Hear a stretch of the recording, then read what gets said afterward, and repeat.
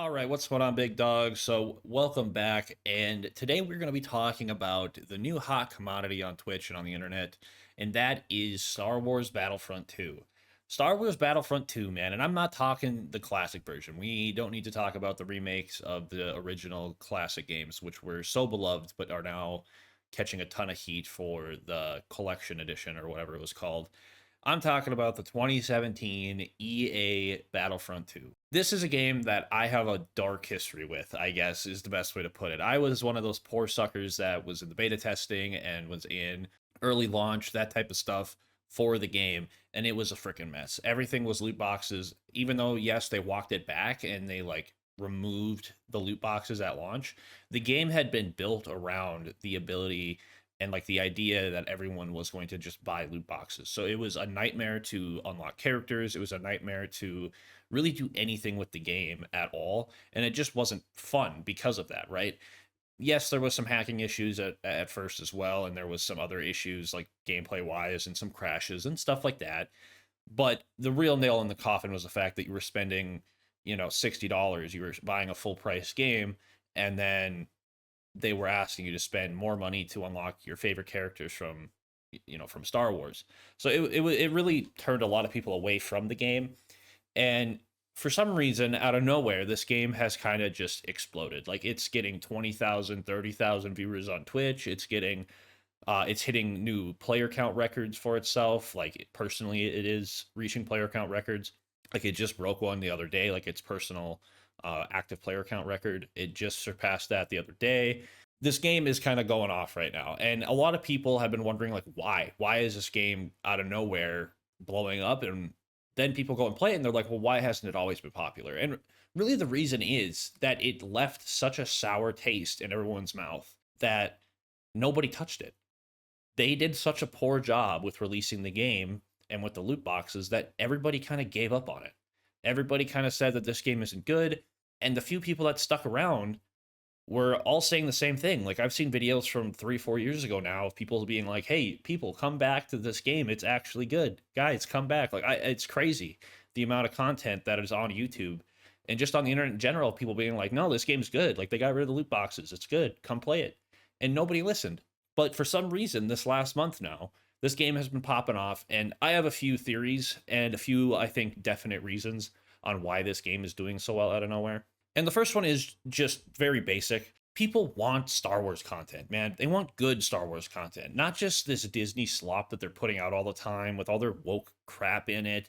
And they're like, George Lucas did a phenomenal job of setting up and making us feel like we were part of this world, part of this distant galaxy. Like he did a great job of world building and making you feel immersed in the world that he was creating.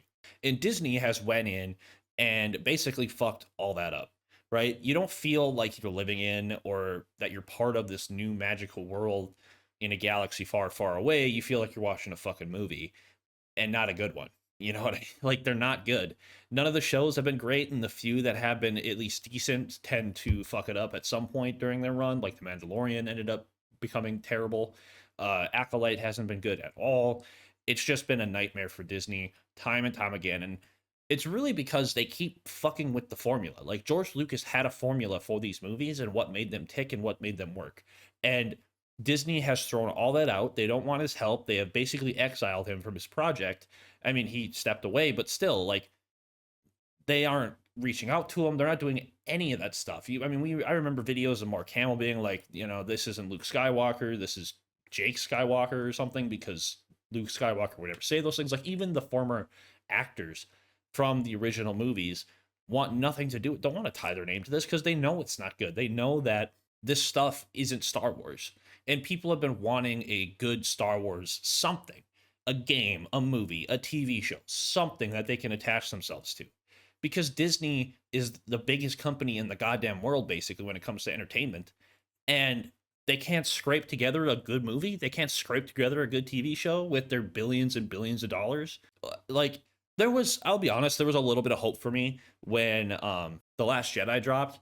But after that, the movie just really went downhill. Both the second or eighth and ninth film were atrocious. And just completely spun the story in directions that made absolutely no sense. And obviously, switching directors in between films was not good and led to a lot of like terrible plot holes and just terrible story writing. Because when you switch directors like that, and especially the directors they switch to, like one of them is way more methodical and wants to create like a long form story over a long period of time, and the other guy likes to just throw random shit into his films and surprise people, is what he likes to say, but really he's just ruining a franchise. So then this game, right? So people are wanting Star Wars content. That's really what I'm trying to say. And then this game goes on sale on May 4th, right? It was May the 4th. They re-released the original trilogy, like the Revenge of the Sith came out in theaters again. Phantom Menace, all that stuff has been coming out into theaters again for the celebrations of May the 4th. And it was the 20th anniversary of Revenge of the Sith. So it's a lot of people have been hyped up again for Star Wars. And when this game went on sale for, I think it was $8 for the collector's edition, which immediately gives you all the skins, it gives you all the characters, you don't have to buy them or anything like that. Which you don't have to purchase them anymore. You earn currency in game, which is super easy to get now. You can unlock characters very fast, even if you don't have the collector's edition. But I would just recommend the collector's edition, honestly, if you are going to get this game. But I think people have finally realized, like, this is a good game. I think that's what happened. I think people were like, hey, I want some Star Wars. Let me give this a try. It's on sale for like $4 to $8, depending on what edition I buy. I'll give it a shot. And then word of mouth spread that it's actually not bad. It's basically Star Wars with a Battlefield, or it's basically Battlefield with like a Star Wars texture pack, right? That's how it feels. That's kind of how it plays. And it's really fun.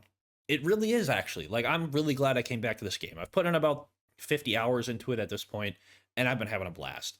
The variety of gameplay is fantastic. The guns feel great. The grind is not grindy by any stretch of the imagination. And there's even game modes that are against AI that still allow you to rank up your weapons if you're just not comfortable hopping into immediately like PvP online modes. You can do co-op missions with 3 other people, and you go against the AI, and those kills still count towards unlocking weapons and unlocking attachments for those weapons. The game has something for everybody. You want to go into outer space and just fly around in a TIE fighter and do that crazy stuff? You can go right ahead and do that. And the space battles kick freaking ass. It's amazing. The game is actually really good. And I genuinely believe that if it wasn't for its really poor launch, this is what this game could have been for years. And I'm glad that people are finally starting to realize that. Because, like I said, I've been playing it for a couple weeks now, and I'm one of those people. Like, don't get it twisted. I'm not saying like I've been playing it for years and I'm glad people are finally realizing that this game's good. I'm saying that it's a good thing that, me included, people are finally realizing this game is good, because after playing it, it deserves that recognition. It deserves the hype that it's getting right now. And I do think that if you haven't, you should definitely buy it. I think it's worth the $40 price tag. I really do. Like I said, I've already put 50 hours into it, and I haven't even beat the campaign yet. I've just been playing the multiplayer, which I didn't even mention. There's a full ass campaign. That's actually not bad so far. Like, I've played about 4 or 5 hours of it. It ain't bad by any stretch of the imagination. It's a good story. It's cool. It's a little cliche, but it's not bad by any means. Now, there are a few things that are going on with the game that a lot of people have had complaints about, and I'm hoping that EA, it is EA, so we don't know, but I'm hoping with the hype that the game is getting and the amount of people that are actually playing, and the hype that, you know, is coming back to this game and bringing even more people back to this game, I'm hoping that EA sees that and fixes the few issues that are in the game right now. Like, if you do go online and play the supremacy mode, which is basically conquest, galactic conquest from the old ones, but you play one map. There are hackers in the game. It's not every match. Maybe I'm just lucky, I don't know, but I haven't seen a ton of them, but I have seen a few. So there are hackers. Do be aware of that, which is another reason I've mainly been playing co-op versus AI. I'm going to be honest, because I have ran into a few hackers and it just ruins the game. It's impossible to win with a hacker. There's been that. I will say, sometimes when I die, the game minimizes itself. So I'll be playing, and then all of a sudden the game just minimizes itself. Like, it's almost like I press Windows D, the Windows key and D, and it, minimizes all your tabs. It's almost like that. I don't know why it does it, and it only does it when I die. And it's not every time I die. It's just randomly when I die, the game minimizes itself. It's weird. It's dumb. I don't know what causes it. Over the last few days that I've been playing it, it hasn't happened, but it was a pretty frequent issue for a while there. So maybe they've already patched it. I don't know. But it was something that was happening to me, at least. We already talked about the hackers, and I would say the community is a little toxic. It's not every match, but if you are in online play, people can be a little toxic. People are a little over the top. You know how these games can be. I mean, we've all played Battlefield. People get upset. People get toxic. It's whatever. But I guess the last thing I just kind of wanted to mention too before I end the video here is I think a lot of people, and I think this is the biggest reason why people are coming back to it. I think people just want a good shooter, and I don't think people would care what kind of shooter it was. I just think people wanted a good, graphically nice, easy to play, fun to pick up and put down. You don't have to worry about missing out on shit. They just wanted a shooter that they could pick up and play, and this is doing that. You don't need to worry about random events or completing daily challenges. You don't need to worry about doing any of that. It's just a game that you show up, you pick your class, you run into battle, and you can change your class at any point in the game. You can literally off yourself in the middle of the game and then pick the character you want to pick if you wanted to. If you're bored of playing the assault class and you just wanted to be a sniper all of a sudden, you can just respawn and pick your new class. Totally do that. Like, it's just a fun game. That's what is really good. And obviously the graphics are great. The characters are fun. They're all very lore accurate. Like, they did a good job. They really did. And if you haven't yet, like I said, I think it's worth the $40. And if you're not willing to spend $40 on it, then I guess it's up to you. But I would recommend this game. I'm not going to sit here and say it's perfect.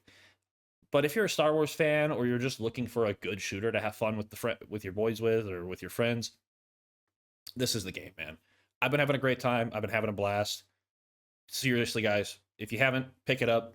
But anyways, that's really all I got for you guys. If you did enjoy, remember, please leave a like, comment, and of course, subscribe to the channel if you haven't already. Sorry for the lack of uploads. I'm actually getting in the process of moving, so I've been really busy. But yeah, thank you guys for your time. Thank you guys for sticking around to the end of the video. And until the next video, guys, Godspeed. I lost my best friend to 23. She left her body in Harvard above me.